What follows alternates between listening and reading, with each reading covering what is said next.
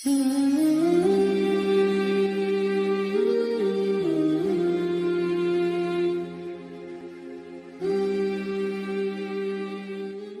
اللہ الرحمن الرحیم ان اسامۃ بن زید رضی اللہ عنہ انہ قال قال رسول اللہ صلی اللہ علیہ وسلم رجل دعته ذات منصب وجمال فقال انی اخاف اللہ رواہ مسلم۔ ناظرین کرام، آج آپ کے سامنے جو حدیث پیش کی گئی ہے وہ جس موضوع سے تعلق رکھتی ہے، یہ بات بالکل آج ہم لوگوں کے اندر عام ہو گئی ہے۔ اس حدیث کے اندر اللہ کے رسول صلی اللہ علیہ وسلم فرماتے ہیں کہ ایک ایسا آدمی جس کو کوئی عزت دار عورت بلائے، خوبصورت عورت بلائے، کس کام کے لیے؟ بدکاری کے لیے۔ فقال انی اخاف اللہ، اور وہ بندہ یہ کہے کہ میں اللہ سے ڈرتا ہوں، تو اللہ تعالیٰ ایسے بندے کو عرش کے سائے میں جگہ دے گا۔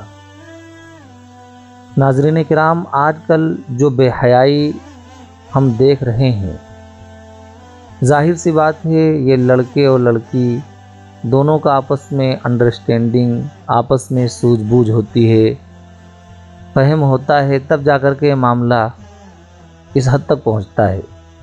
خاص کر اگر لڑکی پہل نہ کرے تو کسی لڑکے کی یہ ہمت نہیں ہے کہ اس کی طرف نگاہ اٹھا کر کے دیکھے۔ جب لڑکی نرم پڑتی ہے یا وہ ادائیں دکھاتی ہیں، قاتل نگاہوں سے دیکھتی ہے، تو اس کا مطلب یہ ہوتا ہے کہ وہ اپنے قریب کرنا چاہتی ہے، اور اسی اعتبار سے پھر وہ اپنے آپ کو نکھارتی ہے، سنوارتی ہے۔ آج کل یہ ہم دیکھ رہے ہیں اور سارے لوگ دیکھ رہے ہیں کہ نوجوان لڑکیوں کے اندر بے حیائی پہلے کے بنسبت بڑھتی جا رہی ہے، اور ایسے میں اپنے آپ کو بچانا ہمارے لیے بھاری کام ہے۔ تو ایک طرف جہاں یہ ہے کہ کوئی لڑکا کسی لڑکی کو اٹریکٹ نہ کرے، اپنی طرف نہ کھینچے، وہیں اس حدیث کے اندر یہ ہے کہ اگر کوئی عورت، خوبصورت عورت کسی لڑکے کو، آدمی کو بلائے تو وہ منع کر دے۔ دیکھیے جب وہ منع کرے گا تو اللہ اپنے عرش کے سائے میں اس کو جگہ دے گا، اور کتنی بڑی بات ہے، اور ایک گناہ کبیرہ سے وہ بچے گا۔ کہا جاتا ہے کہ آج کے دور میں گناہ سے بچنا، زناکاری سے بچنا، فحاشی سے بچنا بہت مشکل کام ہے، لیکن اگر ہم رسول اکرم صلی اللہ علیہ وسلم کی تعلیم کو دیکھیں تو یہ بہت آسان عمل ہے۔ اگر ہم بچنا چاہیں تو ایسی سی مثالیں اللہ کے رسول صلی اللہ علیہ وسلم نے دی ہیں، ایسے ایسے واقعات آپ نے بتلائے ہیں کہ جس سے یہ بات واضح ہو جائے گی کہ آج بھی اللہ ہر چیز پر قادر ہے، اور گناہوں سے وہ ہم کو بچا سکتا ہے، شرط یہ ہے کہ ہم وہ ہمت کریں۔ چنانچہ ترمذی کی روایت ہے، مشہور واقعہ ہے کہ بنی اسرائیل میں ایک شخص جس کا نام کفل تھا، وہ کوئی ایسا گناہ نہیں تھا جو وہ کرتا نہیں تھا۔ چنانچہ ایک عورت اس کے پاس آئی، مجبور تھی، تو اس نے کہا کہ میں تمہارے ساتھ زناکاری کروں گا۔ چنانچہ 60 اشرفی دے کر کے اس نے معاملہ طے کر لیا، اور وہ اس کام کو انجام دینے کے لیے جب بیٹھا تو وہ عورت رونے لگی، اس پر کپ کپی طاری ہو گئی۔ تو کفل نے کہا میں نے تمہیں مجبور تو کیا نہیں ہے۔ اس لڑکی نے کہا، عورت نے کہا نہیں، آپ نے مجھے مجبور نہیں کیا ہے، لیکن یہ میری مجبوری ہے جو میں یہ کام کرنے پر مجبور ہو رہی ہوں، میں نے زندگی میں کبھی یہ کام نہیں کیا۔ تو کفل نے کہا اچھا جا، میں تمہیں معاف کر جا، جو کچھ میں نے تمہیں دیا میں واپس نہیں لوں گا، اور آج کے بعد میں قسم کھاتا ہوں اللہ کی قسم میں یہ گناہ کبھی نہیں کروں گا۔ کفل کی اتفاقاً اسی رات انتقال ہو گیا، اور اس کے دروازے پر یہ لکھ دیا گیا کہ کفل کی مغفرت فرما دی گئی۔ تو دیکھیے جب انسان بچنا چاہتا ہے تو بہت آسانی کے ساتھ بچ جاتا ہے۔ ایک اور روایت ہے آپ صلی اللہ علیہ وسلم نے بتلائی ہے، حضرت ابو امامہ رضی اللہ عنہ سے روایت ہے کہ ایک شخص اللہ کے رسول صلی اللہ علیہ وسلم کے پاس آیا اور کہنے لگا کہ اللہ کے رسول کہ آپ مجھے زنا کی اجازت دے سکتے ہیں؟ تو وہاں جو لوگ بیٹھے تھے شور مچانے لگے کہ بتائیے نبی سے اس طرح کی بات کر رہا ہے۔ آپ صلی اللہ علیہ وسلم نے کہا میرے قریب آنے دو۔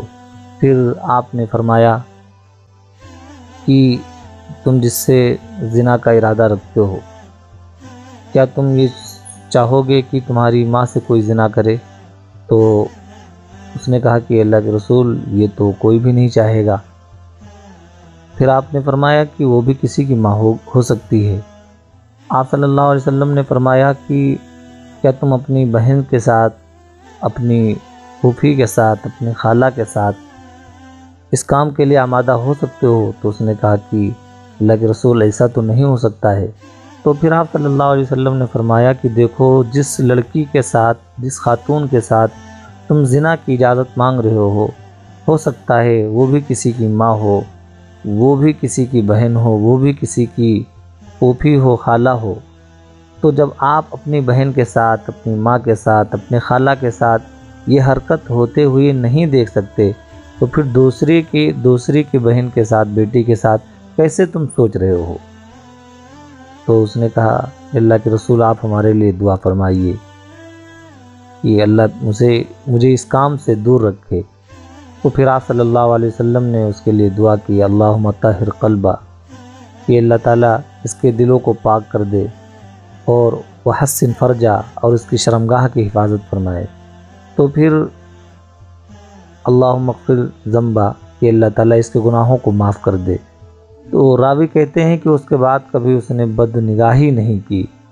تو دیکھیے، اس واقعے سے پتہ چلتا ہے کہ اگر ہم بچنا چاہیں تو جس کے بارے میں اگر تصور آ رہا ہے تو یہ سوچیں، اپنی بہن کو، اپنی بیٹی کو اس جگہ پر سوچ کر کے رکھیں کہ اگر اس کا بھائی ہماری بہن کے ساتھ، بیٹی کے ساتھ اس کام کے لیے آمادہ ہوتا ہے تو ہم کتنا تیار ہو سکتے ہیں۔ اگر غیور ہوگا، غیرت مند بھائی ہوگا، باپ ہوگا، تو وہ اس کو زندہ نہیں چھوڑے گا۔ تو اس طریقے سے ہم گناہوں سے بچ سکتے ہیں۔ اللہ پاک پوری امت کو سچی پاک دامنی نصیب فرمائے، ہر طرح کی بے حیائی اور بے شرمی سے حفاظت فرمائے۔ تبارک الذی نزل الفرقان علی عبدہ لیکون للعالمین